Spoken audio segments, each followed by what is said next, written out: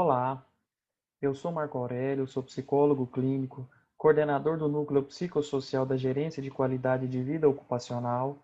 Hoje vou falar sobre os impactos da pandemia na saúde mental. E para isso é importante a gente refletir um pouco no cenário atual. O momento que a gente está vivendo, ele tem desencadeado sentimentos mais diversos, desde o medo da morte, o medo da perda, de perder um ente querido, um familiar, o medo de morrer, ansiedade, os impactos econômicos, financeiros. Muitas pessoas elas perderam o emprego, muitas pessoas elas tiveram queda no rendimento. Isso gera ansiedade, gera apreensão, incertezas em relação ao futuro. Nós não sabemos quando e se a gente vai reestabelecer a rotina que estávamos acostumados. E, diante de tudo isso provocado pelo coronavírus, existe uma necessidade de adaptação. Entrou como forma de conter o avanço, a propagação da doença e, dessa forma, evitar a superlotação dos nossos hospitais, o isolamento social. O isolamento social, portanto, se fez uma medida necessária. Só que existem os efeitos colaterais do isolamento. Ela impacta profundamente a saúde mental das pessoas. A mudança da rotina, por exemplo, de repente a gente precisou da noite para o dia se adaptar. Houve uma redução do contato físico, os contatos passaram a ser basicamente por meios de tecnologia. Sentimento decorrente disso vem a solidão, vem o sentimento de tédio, frustração. Portanto, nós estamos, de maneira, a gente imaginar, a gente está numa tentativa de reagir normalmente diante de uma situação que não é normal. E isso, consequentemente, exige uma série de cuidados. A gente precisa dar atenção para a nossa saúde mental, se atentar, porque estamos vivenciando um momento de grande estresse. O estresse por si só ele é necessário. A gente no dia a dia a gente passa por situações adversas, mas a gente está numa situação de estresse prolongado e isso traz consequências à nossa saúde mental, ao nosso emocional. Então, quais cuidados precisamos tomar diante desse momento que a gente está vivendo? Primeira coisa, por conta do isolamento, muitas pessoas estão, né, dentro de casa, mas a gente, mesmo assim, a gente precisa estar se envolvendo em atividades, buscando atividades, evitar a ociosidade.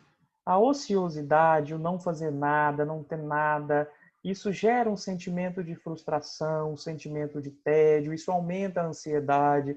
Portanto, precisamos evitar essa ociosidade.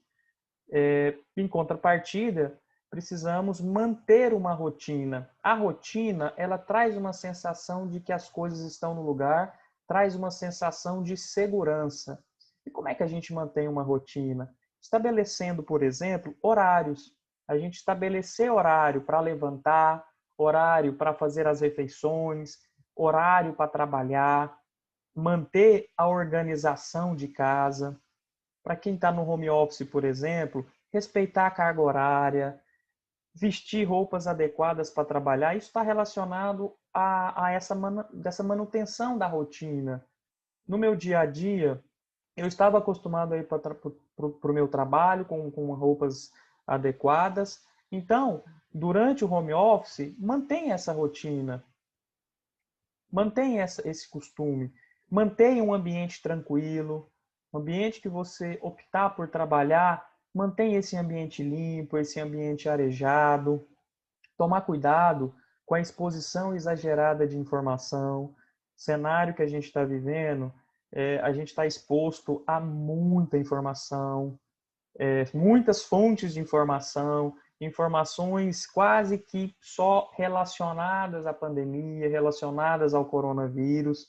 E eu ficar o tempo todo conectado, procurando saber o que está acontecendo, isso me traz um cansaço, isso me traz uma ansiedade. Geralmente as notícias que nós estamos tendo são notícias ruins, né? As notícias, elas são relacionadas basicamente ao problema que a gente está vivendo e são notícias, na maioria das vezes, ruins. É claro que existem as notícias boas, se a gente levar em consideração as vacinas, aos testes que estão acontecendo, que já estão nas fases finais dos testes, parte das vacinas, e a gente tem visto que os testes eles estão sendo bem sucedidos.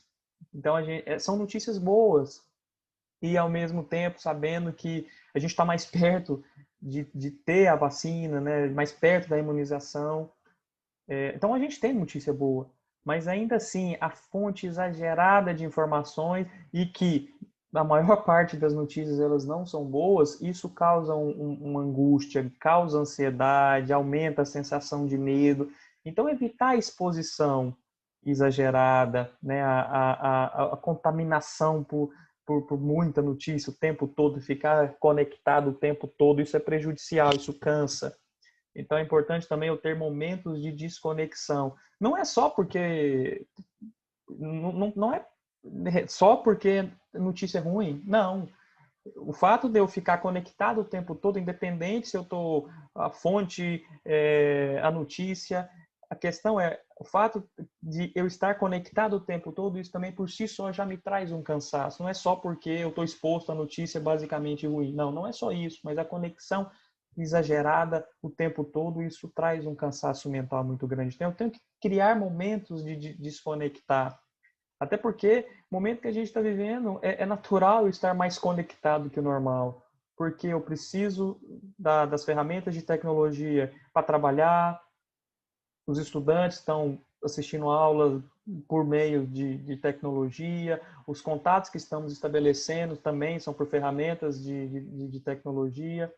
Então, naturalmente, a gente já está mais conectado que o normal, mas eu preciso criar momentos de desconexão para descansar a minha mente. Ah, é importante. Além de tudo, não é que a gente precisa ficar alienado, não é isso, mas que a gente precisa, primeiro ponto, buscar fontes seguras de informação e ter momentos para isso, não ficar exposto o tempo todo a notícias.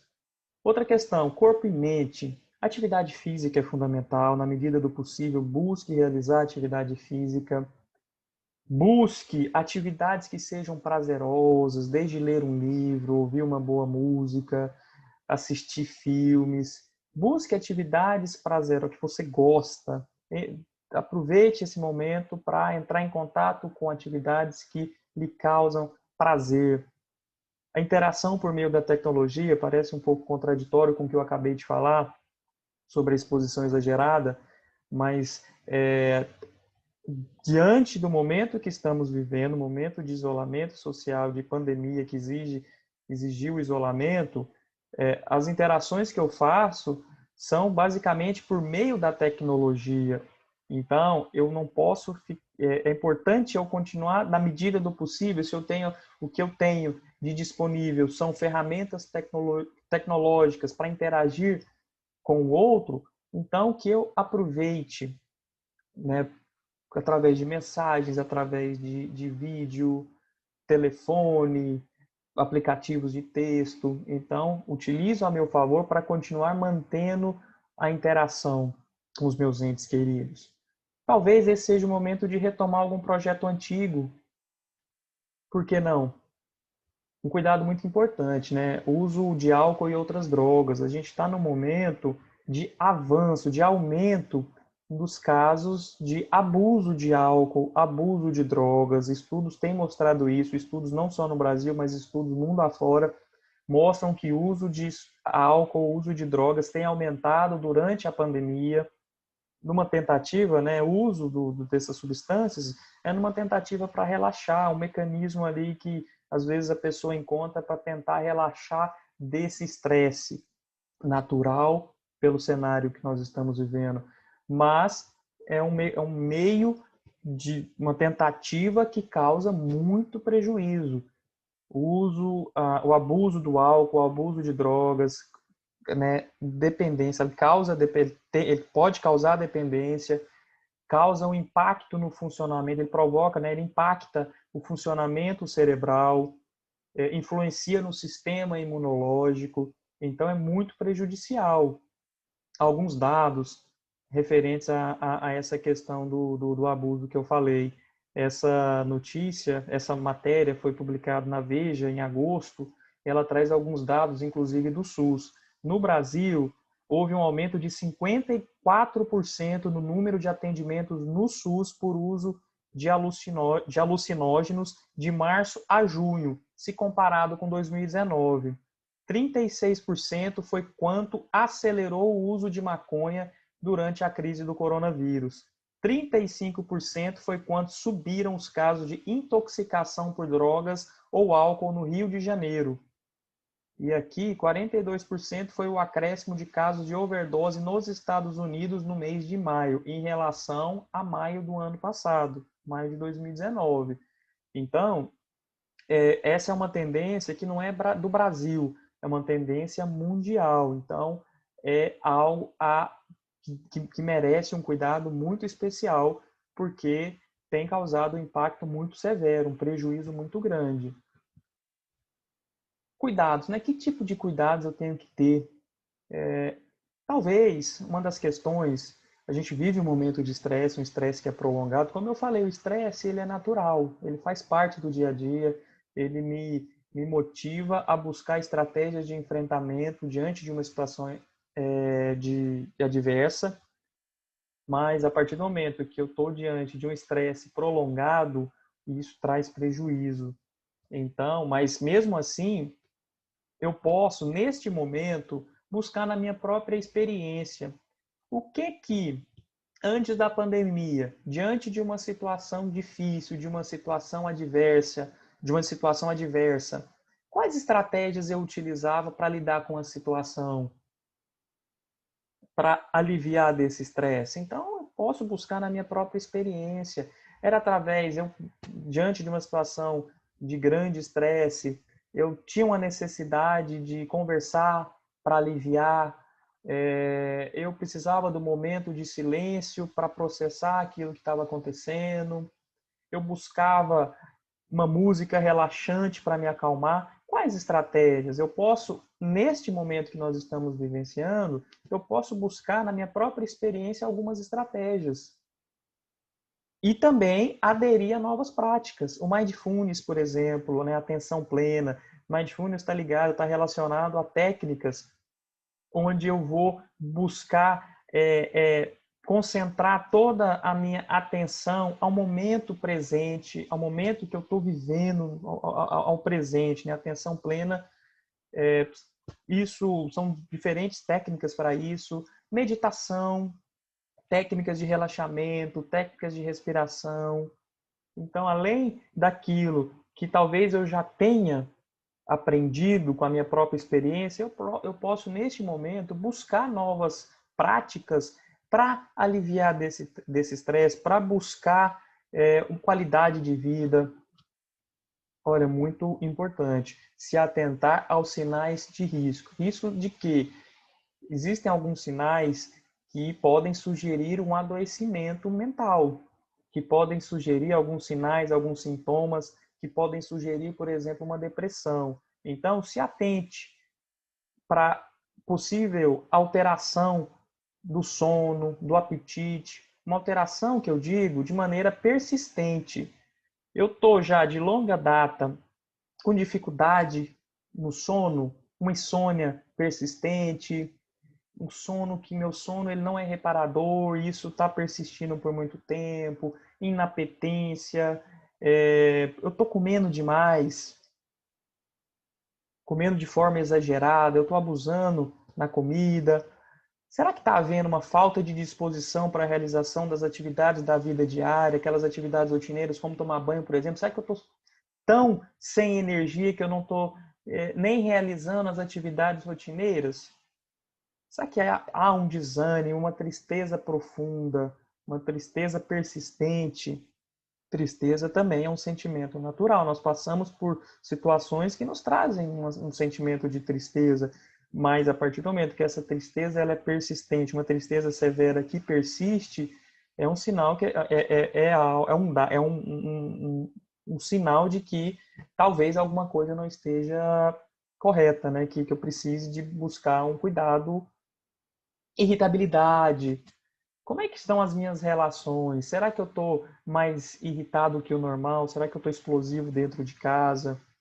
Será que a minha essa irritabilidade ela está presente e está afetando nas minhas relações? Cansaço crônico, dores de cabeça, dores musculares. Então, esses são alguns sinais que sugerem um adoecimento. Então, se alguém se identificar com o que está sendo falado aqui, talvez seja a hora de buscar um tratamento adequado, né? São sinais que indicam um tratamento, que seja uma ajuda médica especializada de um psiquiatra ou uma psicoterapia. E relacionado a isso, quero apresentar para quem não conhece o Programa de Acolhimento ao Servidor, é uma iniciativa do MOVE Goiás, né, da SEAD, da Secretaria de Estado da Administração. É um programa que oferece um atendimento psicológico para o servidor que sente uma necessidade de uma escuta, né? Ele busca auxiliar na superação de um mal-estar emocional. Então,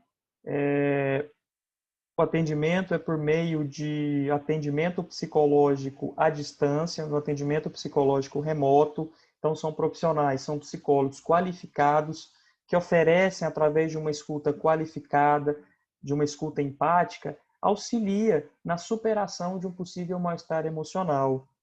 Esse serviço está à disposição do servidor público. Então, o servidor público que se identificou com alguma coisa que foi falado, sente uma necessidade de um atendimento especializado, o programa Paz tem essa finalidade. Então, servidor, se você se interessar, se você necessitar de uma escuta, de uma orientação, acesse, o endereço está aí no canto desse slide, né?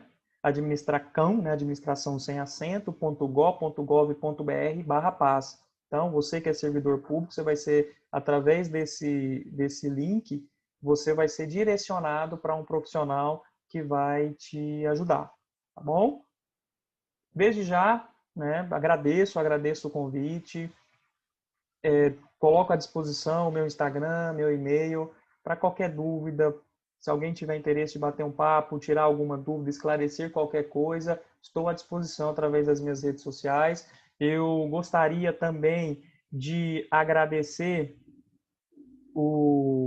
todos os envolvidos pelo evento, agradecer desde o secretário, ao SESMIT, a CIPA, né, a Comissão Interna de Prevenção ao Acidente, pela iniciativa, pela realização desse evento, dessa CIPAT. Muito obrigado, parabenizar e agradecer, né? Até me colocar à disposição, até uma próxima oportunidade. Muito obrigado.